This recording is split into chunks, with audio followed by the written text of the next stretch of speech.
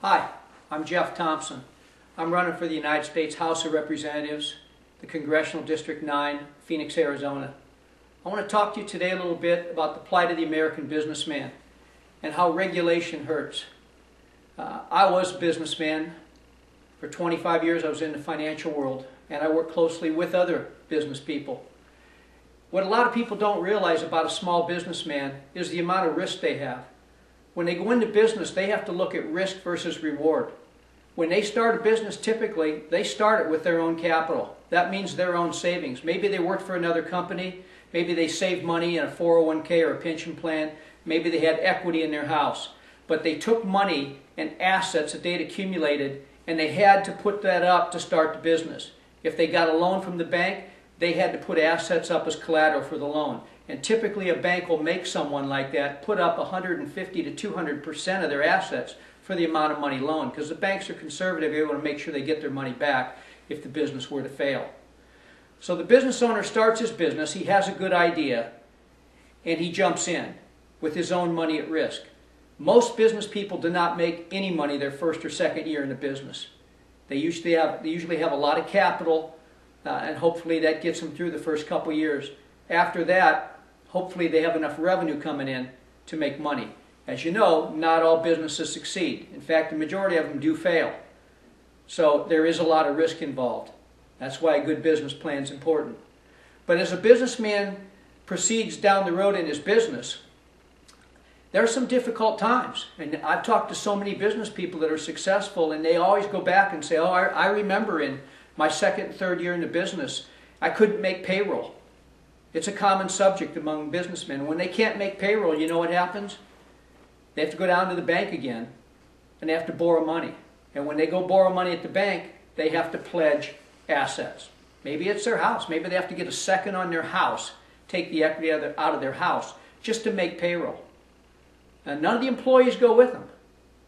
None of the employees go down and say, hey, it's a great company, I like working here, I'll put my house up too. That doesn't happen. The person with the risk is the business owner. And they stand to lose everything if things don't work out right. We have to encourage and create environment so business owners feel confident and comfortable doing this, because it creates jobs and it drives revenue, and businesses buy goods from others, and it creates more abundance. That's the free enterprise system. Problem we have is government comes along, and oftentimes they make difficult regulations. Dodd-Frank is a regulation like that. It's made it difficult for a lot of business owners.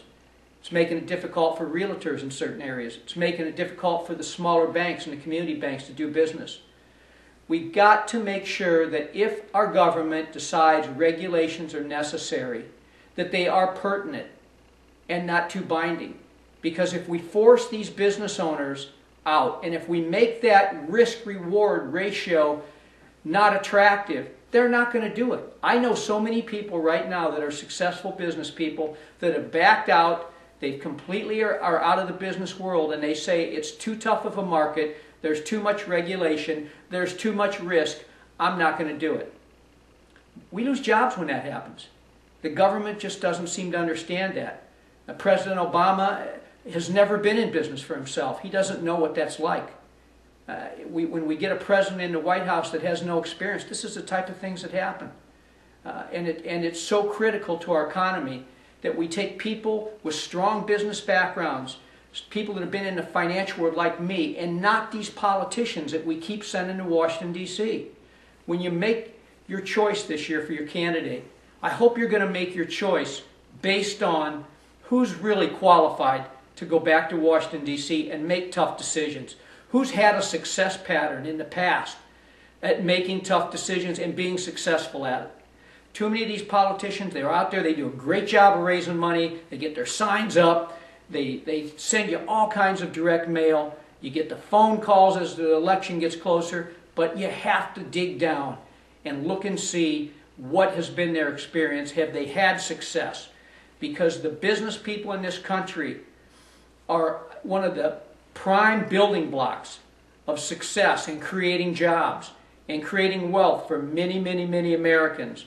And the environment right now that our president has created, and with all the regulations that continue, have made it difficult. Just remember, every time we tax a business, the tax is on you, the American consumers, because a business has to have their profit margin. And if they don't get a certain profit margin, it's not worth being in business.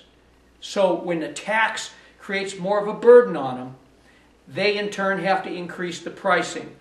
And we all pay for that. So when you think taxes and revenue, the government calls your taxes revenue is good, it really is very harmful. Spending is what has to be cut. And if you go on my website and you read, I've written several papers about spending and the importance of the cuts that we have to make. August 28th is the primary. I hope you support me and think of me. I can help you. Thank you.